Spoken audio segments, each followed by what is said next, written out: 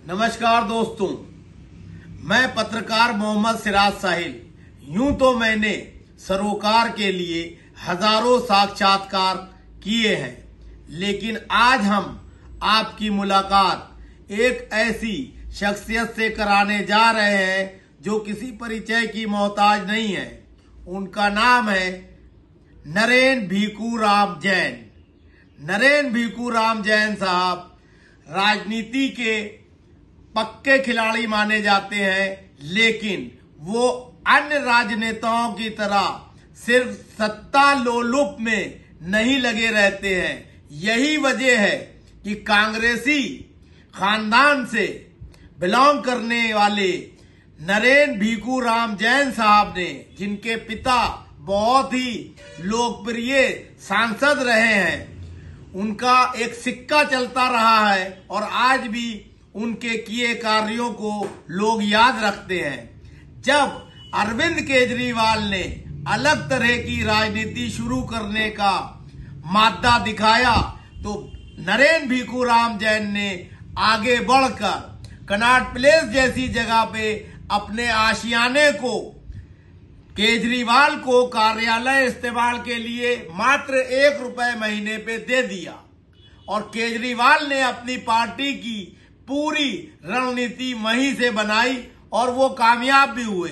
लेकिन अक्सर राजनीति में लोग आगे बढ़ने के बाद अपने चाहने वाले शुभचिंतकों और साथियों को दरकिनार कर देते हैं। लेकिन नरेन भीखूराम जैन का मकसद सत्ता लोलुप में शामिल होना नहीं था, इसलिए उन्होंने केजरीवाल को ठोकर मारते हुए आजाद समाज पार्टी को ज्वाइन किया और आज वो दिल्ली में आजाद समाज पार्टी के प्रभारी की हैसियत से लगातार जनहित को लेकर संघर्ष कर रहे हैं। उनसे जानेंगे कि देश को आजाद हुए 75 साल हो गए और आज भी राजनीति पूरी तरह से दूषित है। राजनेता और राजनीतिक दल के लोग सत्ता की खातिर अनाप शनाप समझौते करते हैं। आगे की उनकी क्या रणनीति है और किस तरीके से देश में आर्थिक, सामाजिक और सद्भाव का माहौल स्थापित हो, उसके लिए उनके दिमाग में क्या रणनीति है, तो आइए हर मुद्दे पर उनसे चर्चा करेंगे। तो मिलते हैं नरेन भीखूराम जैन साहब से। नमस्कार। नमस्कार जैन साहब, मेरा पहला सवाल ये है कि आप एक ऐसी फैमिली से बिलोंग करते हैं जो कि पूरे दिल्ली में ही नहीं देश में जो है जन सेवा के लिए मशहूर रही है और आपके पिता श्री स्वर्गीय भीखूराम जैन साहब कांग्रेस के कद्दावर नेता माने जाते रहे हैं और उनके प्रभाव में हमेशा कांग्रेस ने दिल्ली में भारी जीत हासिल की। आप जो है उनके सुपुत्र होने के नाते पहले से ही लोकप्रिय रहे हैं, लेकिन इधर आप आजाद समाज पार्टी के लिए काम कर रहे हैं। खास तौर से दिल्ली की राजनीति में आप किस तरह का परिवर्तन चाहते हैं और किस तरह के राजनेताओं को उभरता हुआ देखना चाहते हैं? सिराज भाई, थैंक यू। पहले आपका बहुत बहुत धन्यवाद। आपने एक नया आयाम पैदा किया इस चर्चा के माध्यम से।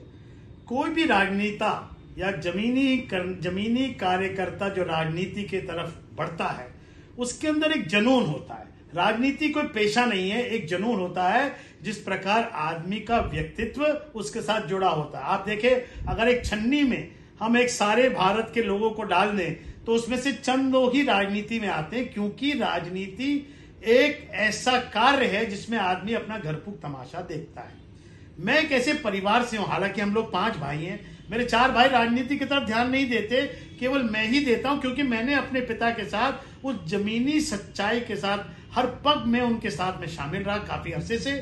और मैंने कांग्रेस की हर उस नीति के साथ, जब वो सांसद रहे, दिल्ली के चेयरमैन स्टैंडिंग कमेटी रहे, डिप्टी मेयर रहे, जो दिल्ली के अग्रणी नेता रहे, मिनिस्टर रहे, तो मैंने बड़ी करीबी से देखा कि किस प्रकार, तो मेरे अंदर एक टीस थी, एक चाहत थी कि मैं भी समाज के लिए कुछ कर पाऊं। हालांकि एक ऐसे परिवार से हूं मैं, जिस परिवार में एक बहुत बड़े बोल ना बोलते हुए कि आज 2023 का माहौल है, कांग्रेस परिवार दिल्ली में कोई ऐसा नहीं है जो राजनीतिक दृष्टिकोण से आज उल्लेखित हो, खड़ा हो और इस लेवल पर खड़ा हो।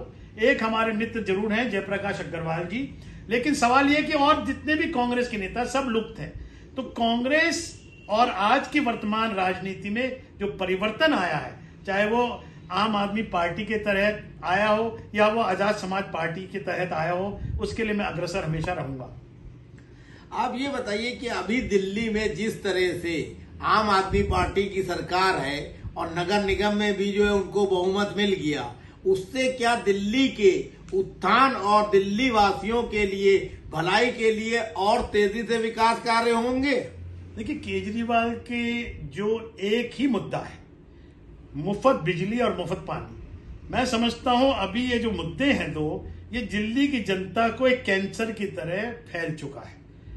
मैं एक राजनीतिक परिवार से, एक राजनीतिक दल से भी जुड़ा हूं, लेकिन मैं नहीं समझता, आज चाहे वो बीजेपी की बात हो या केजरीवाल की बात हो, दिल्ली में कार्य जिस प्रकार होना चाहिए वो नहीं हो पा रहा है। और हमें अभी देखना है कि केजरीवाल सरकार चाहे वो विधानसभा में हो, चाहे वो म्युनिसिपल कॉर्पोरेशन में भी आई है, अब देखना ये, क्योंकि पिछले अभी 6-8 महीने तो मेरे ख्याल हो गए, मुझे कोई ऐसी मूवमेंट खास दिख नहीं रही। तो हमें देखना है अभी क्या होगा। अच्छा, दिल्ली में जो है केजरीवाल को तीसरी बार जनता ने मुख्यमंत्री बनने का सौभाग्य प्राप्त हुआ। उनके उप मुख्यमंत्री मनीष सिसोदिया और पूर्व स्वास्थ्य मंत्री सत्येंद्र जैन जेल की हवा खा रहे हैं। ईडी और सीबीआई का शिकंजा केजरीवाल पे है। तो इस पर आप क्या कहना चाहेंगे, एक राजनीतिक होने के नाते और एक आप पूर्व सहयोगी केजरीवाल होने के नाते? देखिए, राजनीति में ये पॉलिटिकल पार्टियां जो सत्ता में होती हैं, उनके ये पेच हैं। जैसे मैं आपको लेकर जाऊं, 1975 में इंदिरा गांधी जी ने इमरजेंसी लगाई थी, और इमरजेंसी लगाने के बाद उस वक्त आपको याद हो, अगर इतिहास में जाएं, तमाम लोग जो विपक्ष में थे सब जेलों में भर दिए गए थे। इतनी रोष पब्लिक में थी। और 1977 में जब इलेक्शन हुए तो इंदिरा गांधी सत्ता से बाहर हुई और जनता पार्टी पावर में आई। तो ये एक पॉलिटिकल वेंडेटा, दुश्मनियां चलती रही हैं भारत के इतिहास में, और वही आज चल रहा है जिस प्रकार विपक्ष और पक्ष के मध्य ये काम हो रहा है। जहां तक बात रही आपने कि जो उनके उप मुख्यमंत्री और मंत्री जी जेल में गए हैं, मैं समझता हूं कि सच्चाई क्या है क्या नहीं है इसके बारे में कहना मैं अपने मुंह से नहीं कह पाऊंगा, लेकिन इसके बारे में अभी वेट एंड वॉच है। अच्छा, ये बताइए कि अभी जो है लोकसभा के चुनाव होना है देश में, कांग्रेस जो है विपक्ष की बड़ी पार्टी है, उसके अलावा विपक्षी दल के नेता जो है किसी भी कीमत पर प्रधानमंत्री नरेंद्र मोदी को सत्ता से बेदखल करना चाहते हैं। एक विपक्षी पार्टी के आप भी जो है जिम्मेदार पद पर हैं। आप क्या सोचते हैं कि वर्तमान में जो रणनीति बनाई जा रही है प्रधानमंत्री नरेंद्र मोदी और भारतीय जनता पार्टी और एनडीए को परास्त करने के लिए, वो पर्याप्त है? देखिए, ये तो एक भारत के अंदर, और मैं समझता हूं एक सिटीजन होने की हैसियत से, कोई भी पार्टी सत्ता में मुतवातिर जब होती है तो उनके दिमाग खराब हो जाते हैं, पावर हंग्री हो जाते हैं। परिस्थितियों में परिवर्तन होना चाहिए। मैं इस बात के मुत्तफिक हूं कि ऑपोजिशन पार्टियों को यूनाइट होकर नरेंद्र मोदी को, वर्तमान प्रधानमंत्री को, एक ऐसा सामान्यता से एक विपक्ष देना चाहिए, और उसमें अगर प्रधानमंत्री पद पर भी पहुंच सके तो ऑपोजिशन को यूनाइट होना चाहिए। ये आज की मांग है। प्रधानमंत्री नरेंद्र मोदी और उनके चहेते और समर्थक ये दावा करते हैं और जोर से इस बात को कहते हैं कि उनके सामने कोई विकल्प नहीं है, प्रधानमंत्री नरेंद्र मोदी का कोई तोड़ नहीं है, कोई जवाब नहीं है विपक्ष के पास। इस पर आप क्या कहना चाहेंगे? देखिए, जो सत्ता में होता है वो यही कहता है, और कहते इंदिरा गांधी भी यही कहती थी। लेकिन आपको याद होगा, एक छोटे से कार्यकर्ता राज नारायण जी थे जिन्होंने इंदिरा गांधी के सामने चुनाव लड़ा था, और उस वक्त इंदिरा गांधी जी की जमानत जब्त हुई थी। समय परिवर्तन, ये जनता है, ये जनता किस वक्त परिवर्तन ला दे कोई नहीं कुछ कह सकता। क्या ये माना जाए कि विपक्ष जो है अभी पूरी तरह से एकजुट नहीं हुआ है, इसलिए प्रधानमंत्री नरेंद्र मोदी को उसका बेनिफिट मिल रहा है? जाहिर बात है, लेकिन विपक्ष को एकजुट होना पड़ेगा।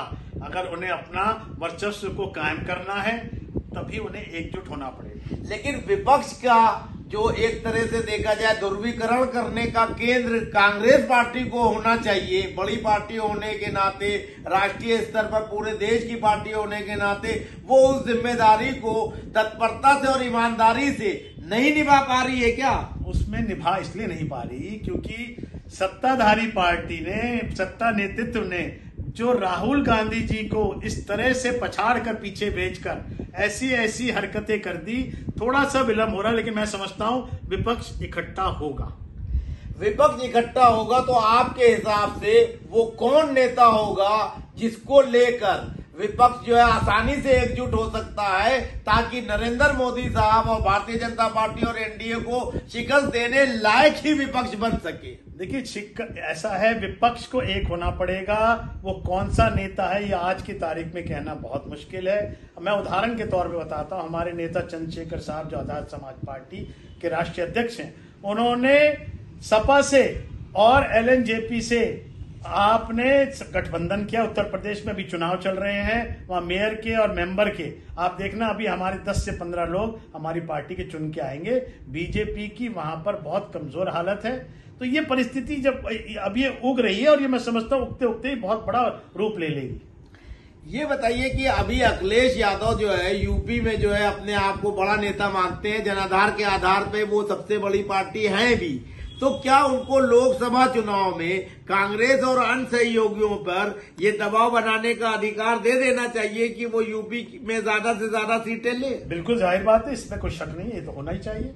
बिल्कुल अखिलेश यादव जी को इस बात का नेतृत्व देना चाहिए, ताकि यूपी और इसी प्रकार अन्य राज्यों में भी, अगर हम वेस्ट बंगाल में जाएं और अगर और राज्यों में जाएं, तो वहां पर अगर नरेंद्र मोदी की सरकार को अगर टक्कर देनी है तो विपक्ष को प्रांतीय तौर पे इस तरह का नेतृत्व देना पड़ेगा।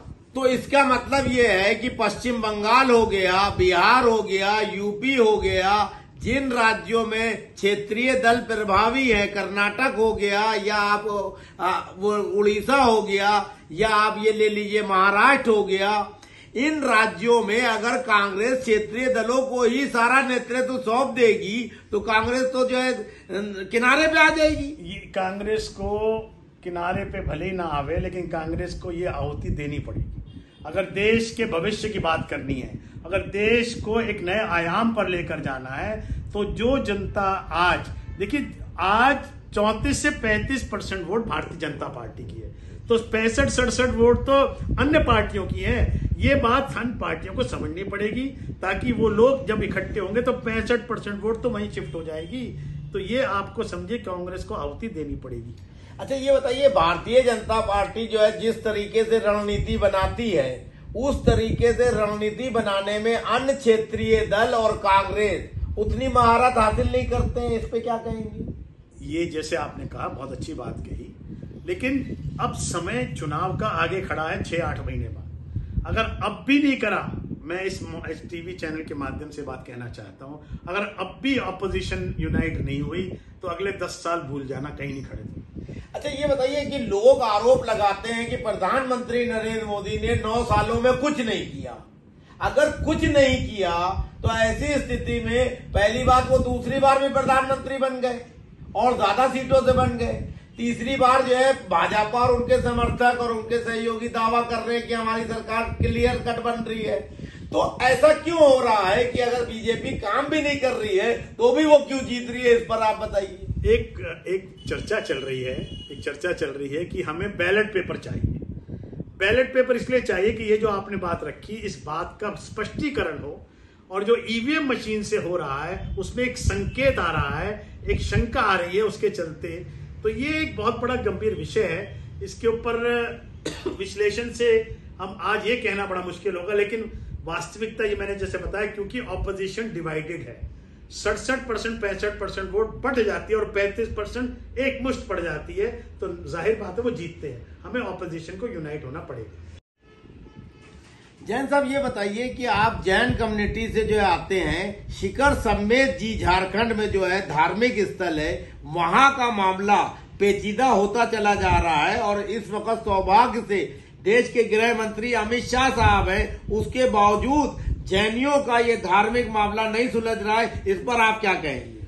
दुर्भाग्य इस बात का है कि राजनीति धर्म के माध्यम से आज देश में चल रही है, चाहे वो हिंदुओं का नाम लेते हैं, मुसलमानों का नाम लेते हैं, जैनियों का नाम लेते हैं।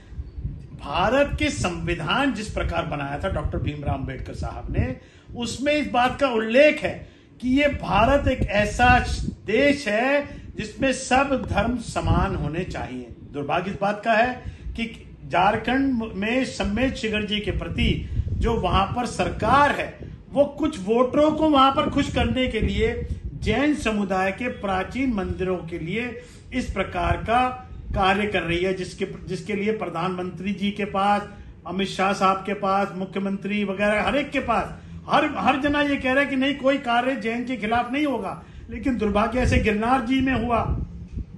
कहने का तात्पर्य है कि जिस प्रकार जब राजनीति में धर्म के साथ खिलवाड़ होता है तो उसका फिर निष्कर्ष गलत होता है।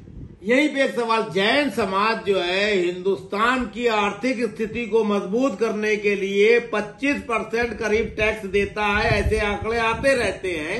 अब आप ये बताइए, इतना ज्यादा राजस्व देने वाली कम्युनिटी के खिलाफ इस तरह के राजनीतिक प्रपंच हो रहे हैं और उनको मान सम्मान नहीं दिया जा रहा है, इस पर आप केंद्र सरकार और राज्य सरकारों से क्या कहेंगे? देखिए, आपको मैं बताना चाहता हूं, जैन समाज, जैन धर्म, जैन इकाई अहिंसा प्रेमी है। वो कभी आपके सामने लठ लेकर, तलवारें लेकर नहीं खड़े होंगे, इसमें कोई शक नहीं है। जीडीपी अगर 8% है, उसका 2% यानी चौथाई हिस्सा जैन समाज उसके साथ जैन समाज के माध्यम से आता है। राजनीति पटल पे जैन को गिनती इसलिए नहीं है क्योंकि हमारी गणना 1-1.5 करोड़ है पूरे भारत की जनगणना में। कोई बात नहीं, समाज जब खड़ा हो जाता है, जैसे सम्मेद शिखर जी के आंदोलन में समाज खड़ा हो गया, और आने वाले समय में मैं बताना चाहूंगा कि अगर वर्तमान सरकार ने जैन समाज की बातों को, अमन प्रिय जो कौम है उसकी बातें नहीं सुनी, तो वो पलटा मारने में देर नहीं लगाई। क्या जैन समाज जो है बहुत ही अहिंसा प्रेमी है, शांति प्रिय है, इसलिए उसकी बातों को सरकारें नहीं सुनती हैं? नहीं तो जो लोग रेलवे की पटरियां उखाड़ते हैं, सड़क जाम करते हैं, धरना देते हैं, वैसे लोगों के दबाव में सरकार आ जाती है। ऐसी स्थिति में शांति प्रिय जैन धर्म के लोगों को कौन सा रास्ता अख्तियार करना पड़ेगा कि उनकी धार्मिक आस्थाओं का सम्मान हो?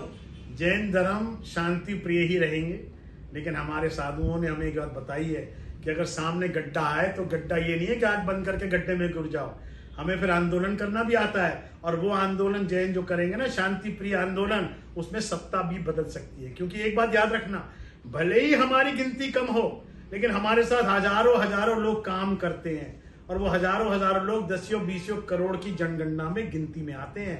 अगर हम 25% राजस्व सरकार को दे सकते हैं तो 25% वोट का परिवर्तन भी कर सकते हैं।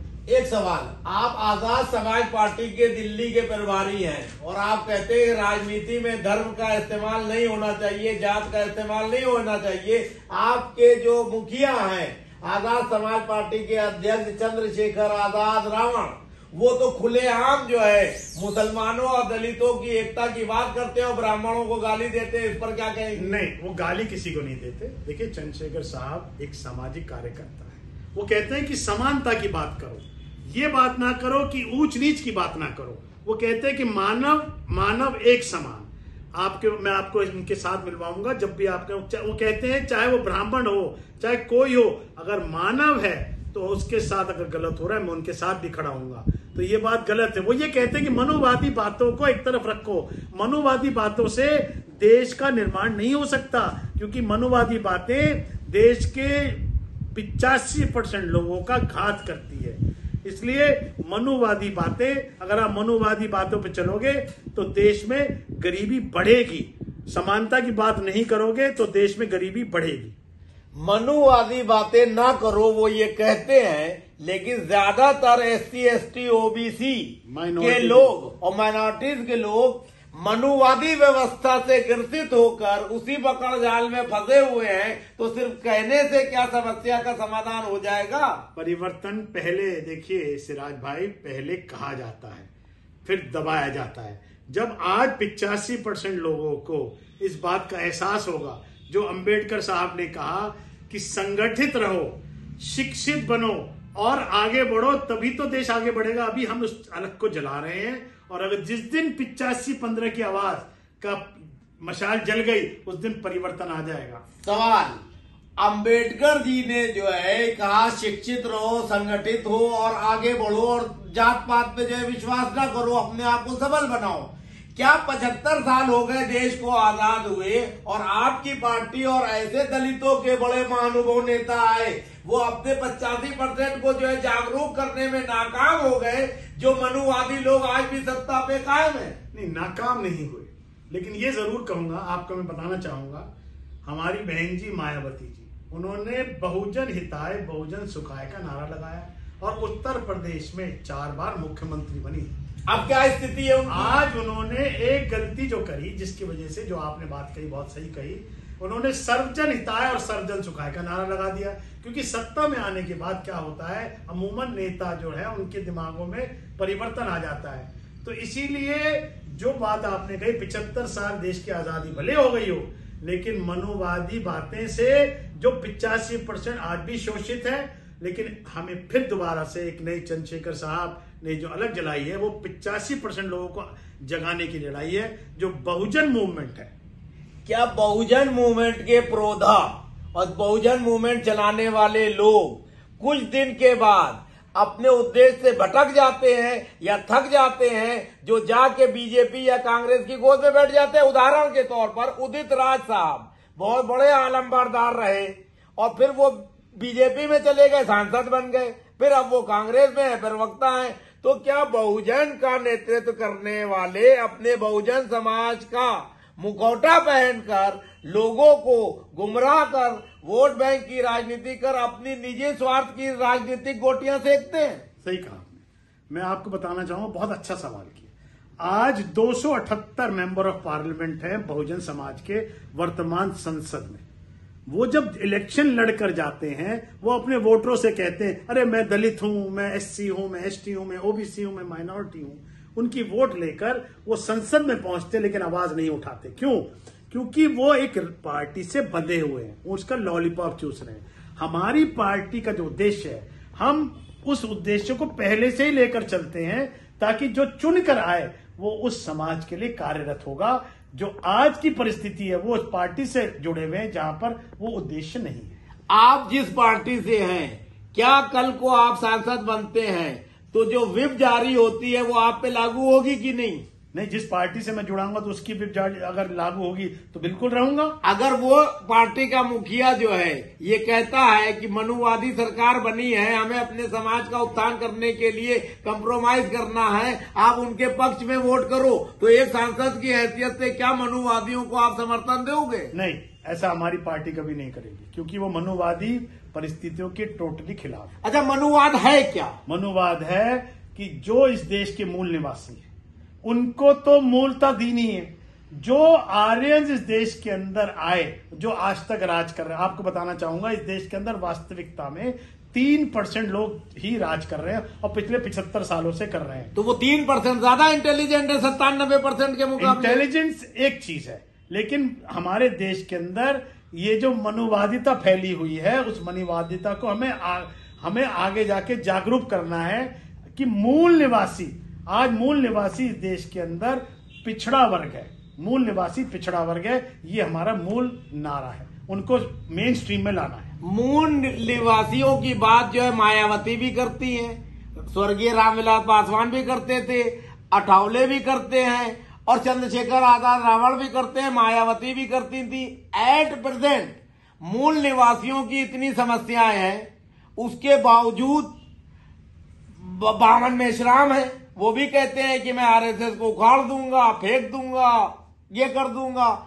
अंततोगत्वा जीत 3% की हो जाती है, जो कि आर्यन है, मूल निवासी नहीं है। तो ये कैसी आप लोगों के प्रयास हैं, कैसी एकता है जो 97% पे या 85% पे 3% लोग हर बार भारी पड़ते हैं? ऐसा है, आपको याद दिलाना चाहूंगा, मान्यवर काशीराम साहब ने भी मायावती जी के इस मूवमेंट को काफी हद तक चलाया। जी, दुर्भाग्य इस बात का है, क्योंकि जो सत्ताधारी पार्टी उस वक्त कांग्रेस थी, आज बीजेपी है। ये जो मूल निवासी वाला मंत्र तो वाकई मान्यवर काशीराम साहब ने पब्लिक में फेंका है, उससे पहले शब्द का तो नाम लेवा कोई नहीं था। तो समय थोड़ा लग रहा है, इसमें कोई शक नहीं है, लेकिन मैं समझता हूं जिस प्रकार हमारी जो लोग, जुनूनी लोग, चंद्रशेखर जैसे लोग हैं, माननीय चंद्रशेखर जैसे, वो कोई ना कोई परिवर्तन जरूर लाएंगे। और मैं समझता हूं आने वाले समय में आप ही के माध्यम से इस चीज में परिवर्तन आएगा। मैं आपको बताना चाहता हूं, प्रधानमंत्री नरेंद्र मोदी साहब कहते हैं मैं ओबीसी से बिलोंग करता हूं। ओबीसी को आरक्षण 52% है, उसके बाद उनको न्याय नहीं मिलता है, और ओबीसी के सांसद बीजेपी और अन्य पार्टियों में भी हैं। तो ये कैसे सांसद होते हैं कि जीतने के बाद भी अपने समाज को न्याय नहीं दिला पाते हैं? तो आपके ऊपर कैसे भरोसा किया जा सकता है? ये तो भरोसा करना पड़ेगा और कोई रास्ता नहीं है, क्योंकि अब तक वो कर चुके हैं।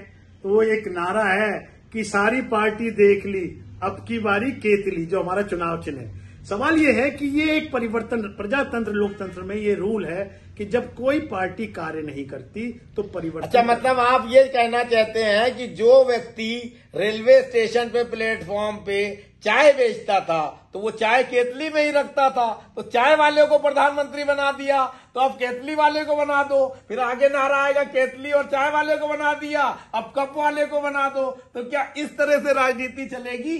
राजनीति तो चलेगी ऐसी अभी, क्योंकि इस देश के अंदर अभी भी मेरा सोच है, मैं एक व्यक्तिगत सोच कहता हूं कि जिस प्रकार माननीय प्रधानमंत्री जी बड़े गौरव से कहते हैं कि 85 करोड़ लोगों को 5 किलो राशन हर महीने देते हैं और 25 करोड़ लोगों को हर महीने 5,000 रुपए का वजीफा देते हैं, तो इसका मतलब ये 110 करोड़ लोग तो गरीबी रेखा से नीचे हैं। नहीं, 110 नहीं, 85 में से ही वो हैं, वो टोटल 85 में से वो अलग अलग कॉन्फ़िगरेशन है। मैं समझता हूं कि इस मुल्क में 99% लोग गरीबी रेखा से नीचे हैं, क्योंकि अगर आप इतिहास आप गरीबी रेखा में हैं कि नहीं? नहीं, मैं नहीं हूं। तो आप तो सौभाग्यवान है कि 99% के अलग आप 1% में आते हैं। बिल्कुल, क्योंकि अगर आप इंटरनेट पे लिखो कि कितने लोग इनकम टैक्स देते हैं, आपको सुनकर हैरानगी होगी। केवल 1% देश की आबादी इनकम टैक्स देती है, तो ये अपने आप में प्रमाणित है। इनकम टैक्स देते वही लोग हैं जो संपन्न लोग हैं, 99% कहाँ हैं? तो इस बात को हमें चर्चा करनी है और इसमें परिवर्तन लाना है। मैं समझता हूं राजनीति अपनी जगह है, लेकिन देश को आगे लेकर जाना भी बहुत बड़ी एक हमारे समाज सामने समस्या है। अच्छा, आपके पिताजी जो है बहुत लोकप्रिय सांसद रहे, जन जन के नेता रहे, लोगों की सेवाएं करते थे। क्या 2024 का चुनाव आप किसी भी पार्टी से, अभी जिस पार्टी में है या भविष्य क्या है ये तो हिंदुस्तान की राजनीति में नहीं कहा जा सकता, क्या आप लोकसभा का चुनाव लड़ने की इच्छा रखते हैं? बिल्कुल इच्छा रखते हैं। हम तो संसद सदस्य बन के परिवर्तन लाने की इच्छा रखते हैं। अगर आपको जो है सांसद की टिकट देते हैं आजाद समाज पार्टी से चंद्रशेखर आजाद जी, तो आपकी प्राथमिकता कौन सी सीट होगी? चांदनी चौक मेरा घर क्षेत्र है, जहां मैं रहता हूं, जहां मेरे फादर एमपी रहे यहाँ से पहले। अच्छा, दिल्ली की मेन समस्याएं क्या है? 2-3 आप बता दीजिए। दिल्ली की समस्याएं हैं यहाँ पर, एक तो सफाई जी, एक यहाँ पर है सड़कें, तीसरी समस्या यहाँ पर है बेरोजगारी, और चौथी समस्या यहाँ पर है जिस प्रकार बाहर के स्टेट से लोग आके बसते हैं। इतनी दिल्ली फैल गई है कि दिल्ली में जिस प्रकार निर्माण होना चाहिए वो नहीं हो पा रहा है। तो उन सारी चीजों को मद्देनजर रखते हुए दिल्ली को नई एक आयाम देना पड़ेगा। अच्छा, एक बात बताइए, ब्रजभूषण शरण सिंह जो कि 6 बार के सांसद हैं, 8% बीजेपी में हैं और भारतीय कुश्ती संघ के अध्यक्ष हैं, उनके ऊपर इतने घिनौने आरोप लग रहे हैं, सुप्रीम कोर्ट को जो है दखल देकर जो है दिल्ली पुलिस से FIR कराना पड़ी, उनकी अभी तक गिरफ्तारी नहीं हुई है, और ऐसे करीब 150 से ज्यादा सांसद हैं जो आपराधिक चरित्र के हैं। तो क्या इस पे भी नकेल लगना चाहिए 2024 के चुनाव में? मैं एक बात कहना चाहता हूं आपके चैनल के माध्यम से, एक कानून बनना चाहिए, जिस भी व्यक्ति के ऊपर आपराधिक केस चल रहे हैं और उन्हें कोई चुनाव लड़ने का अधिकार नहीं देना चाहिए। आजकल इस देश के अंदर दुर्भाग्य इस बात का, जेल में बैठा तो जीत रहे हैं, आपराधिक मामले तो जीत रहे हैं, तो ये एक कानून बनना चाहिए।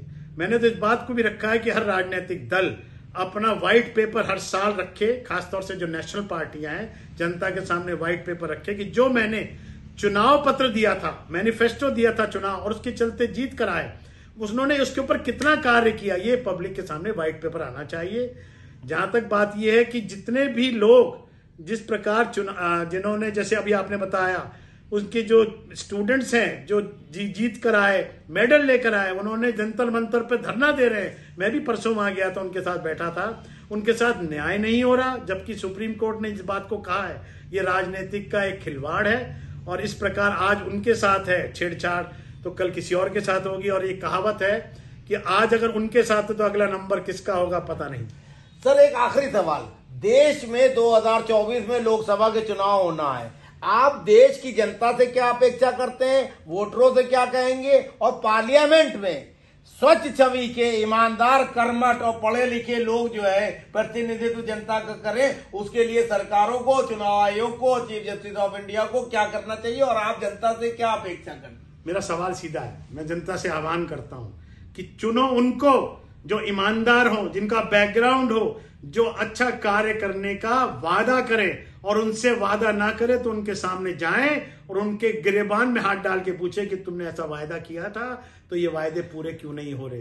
ये सब मैं समझता हूं जिस दिन जनता इस कार्य करने में उठ जाएगी, इस देश में कोई चीज रुकावट नहीं है तरक्की करने की। नमस्कार।